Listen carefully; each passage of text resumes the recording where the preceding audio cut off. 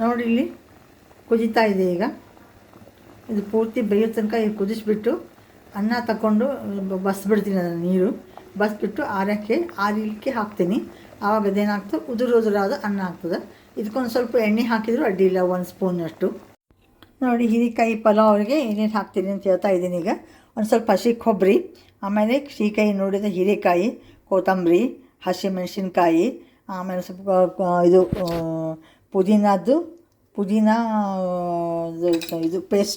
ಪುದೀನ ಪೇಸ್ಟು ಇಷ್ಟೊಂದು ಹಾಕ್ಕೊಂಡ್ಬಿಟ್ಟು ನಾನು ಇದೇನು ಮಾಡ್ತೀನಿ, ಹಸಿ ಕೊಬ್ಬರಿ ಹಾಕ್ಕೊಂಡಿದ್ದೀನಿ, ರುಬ್ಕೋತಾ ಇದ್ದೀನಿ. ಈಗ ನೋಡಿ ಈಗ ನಾನು ಒಂದು 2-3 ಸ್ಪೂನಷ್ಟು ಎಣ್ಣೆ ಹಾಕ್ಕೊಂಡಿದ್ದೀನಿ. ಅದಕ್ಕೆ ಈರುಳ್ಳಿ ಹಾಕ್ತಾಯಿದ್ದೀನಿ.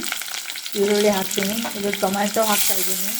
ಒಂದು ಸ್ವಲ್ಪ ಇದು ಗಜ್ಜರಿ ತುಂಡು ಮತ್ತು ಹೀರೆಕಾಯಿ ತುಂಡುಗಳನ್ನು ಸ್ವಲ್ಪ ಇಟ್ಕೊಂಡಿದ್ದೀನಿ. ಇದೆಲ್ಲ ಹಾಕ್ತಾಯಿದ್ದೀನಿ. ಹಾಕ್ಬಿಟ್ಟು ತಾಳಿಸ್ತಾ ಇದ್ದೀನಿ ನಾನು ಈಗ. ನೋಡಿ ಇದಕ್ಕೆ ವಟಾಣಿ ಕೂಡ ಹಾಕ್ತಾಯಿದ್ದೀನಿ.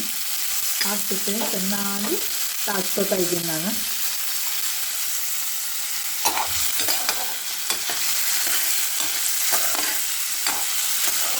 ಇದೇನಾಗಬೇಕಿದೆ, ಸ್ವಲ್ಪ ಮೆತ್ತಗಾಗಬೇಕು. ಅಲ್ಲಿವರೆಗೆ ನಾನು ಇದನ್ನು ಮುಚ್ಚಿಡ್ತಾ ಇದ್ದೀನಿ ಮೇಲೆ.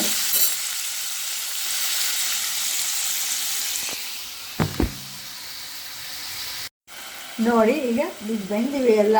ಇದಕ್ಕೆ ರುಬ್ಬಿದ್ನಲ್ಲ ಅದನ್ನು ಪೇಸ್ಟ್ ಹಾಕ್ತಾಯಿದ್ದೀನಿ. ಹಾಕ್ಬಿಟ್ಟು ಇದನ್ನು ಚೆನ್ನಾಗಿ ಎಲ್ಲ ಬಾಡಿಸ್ಕೊತೀನಿ. ನೋಡಿಲ್ಲ ಇದು ಮಾಡ್ಕೋಬೇಕಿದೆ.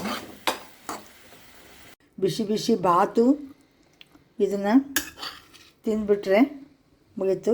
ಮಧ್ಯಾಹ್ನ ಊಟಕ್ಕೆ, ರಾತ್ರಿ ಊಟನೂ ಬೇಡ ನಿಮಗೆ, ಅಷ್ಟು ಚೆನ್ನಾಗಾಗ್ತದೆ ಇದು.